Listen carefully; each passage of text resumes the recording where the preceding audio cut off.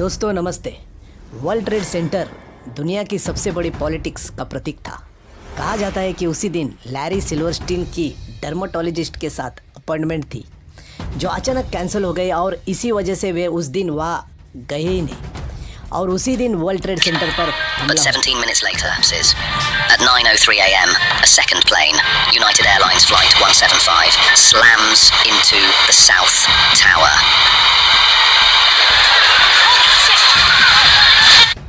आइए दोस्तों, अभी ये जो शख्स है लैरी सिल्वरस्टीन, इसके बारे में जानकारी लेते हैं। ये एक्चुअल में है कौन? ये एक अमेरिकी रियल इस्टेट कारोबारी है। जुलाई 2001 में 9/11 हमले से सिर्फ लगभग 6 हफ्ते पहले उन्होंने वर्ल्ड ट्रेड सेंटर कॉम्प्लेक्स को 99 ईयर्स की लीज पर लिया था। इनको कोई सपना नहीं आया था कि लीज पे लेना है, वो भी एक टावर ने, दोनों टावर। यह लीज उन्होंने port authority of New York and new Jersey से ली थी।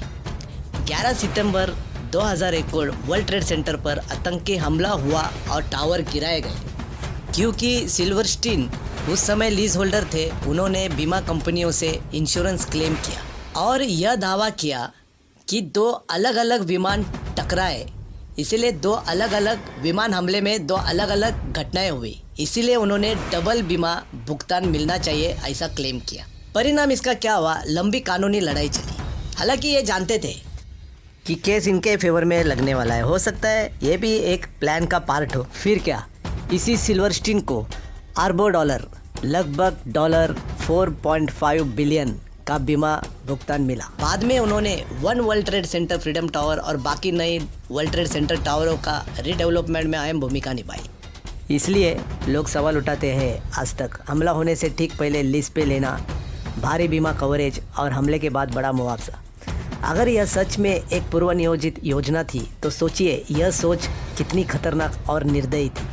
हमले के बाद सिल्वरस्टीन ने अरबों डॉलर का इंश्योरेंस क्लेम किया, इतनी बड़ी रकम जिससे शायद वो आने वाले 100 साल में भी ईमानदारी से नहीं कमा पाते। लेकिन आतंकवादी हमले के बाद वह पैसा उन्हें मिल गया। अभी इसे सहयोग कहे या कोई बड़ी साजिश, जिसे सोचने से भी रूह कांप जाती है। पर सवाल यह है, उन हज़ारों बेगुनाह लोगों का क्या? उन परिवारों का क्या जिन्होंने अपने अपनों को खो दिया? क्या पैसे से इंसानी जानों की कीमत चुकाई जा सकती है? नहीं। यह सिर्फ एक हमला नहीं था, यह मानवता पर हमला था। और आज भी कई सवाल ऐसे हैं जिनके जवाब कभी नहीं दिए गए। आज भी सच धुएं और मलबे के नीचे दबे हुए हैं और सवाल अब भी जिंदा है, पर जवाब शायद कभी नहीं मिलेंगे। अगर यह सिर्फ एक हमला नहीं था, अगर यह एक साजिश थी, तो फिर सवाल बहुत डरावना है। क्या सच में सरकारें और आतंकवाद कभी कभी एक ही खेल खेलते हैं? क्या आतंकवादी सिर्फ चेहरे होते और पीछे से चाल कोई और चलाता है? या फिर आतंकवाद के नाम पर आतंकवादियों को हायर किया जाता है? यह सोचने से भी दिमाग सुन्न हो जाता है। क्योंकि अगर ये सब प्लान था, किसका था? सत्ता का या सिस्टम का या पॉलिटिक्स? लाशों पर खड़े होकर इंश्योरेंस के अरबों डॉलर, कानून के नाम पर और ज़्यादा कंट्रोल, डर के नाम पर और ज़्यादा पावर। अगर ये प्लानिंग थी तो ये आतंकवाद नहीं था, ये था इंसानों को मोहरा बना के इस्तेमाल करना। और सबसे डरावनी बात ये नहीं है कि लोग मर रहे हैं, सबसे डरावनी बात यह है कि आज भी हम सच नहीं जानते। शायद इसीलिए क्योंकि सच पता चल गया तो सिस्टम ही कटघरे में खड़ा हो जाएगा। हमारे यहाँ भारत में पुलवामा हमला हुआ, देश रोया, माँओं ने बेटे खोए, पत्नी ने सिंदूर और बच्चों ने पिता। उसके बाद भी कितने ही हमले हुए, लेकिन एक सवाल हर बार चुपचाप खड़ा रह गया, आतंकवादी कभी भी पकड़े क्यों नहीं जाते?